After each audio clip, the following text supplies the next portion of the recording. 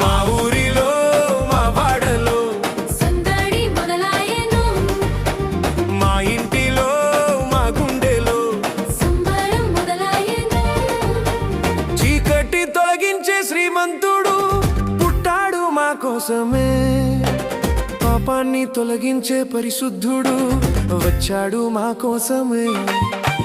చీకటి తొలగించే శ్రీమంతుడు పుట్టాడు మా కోసమే.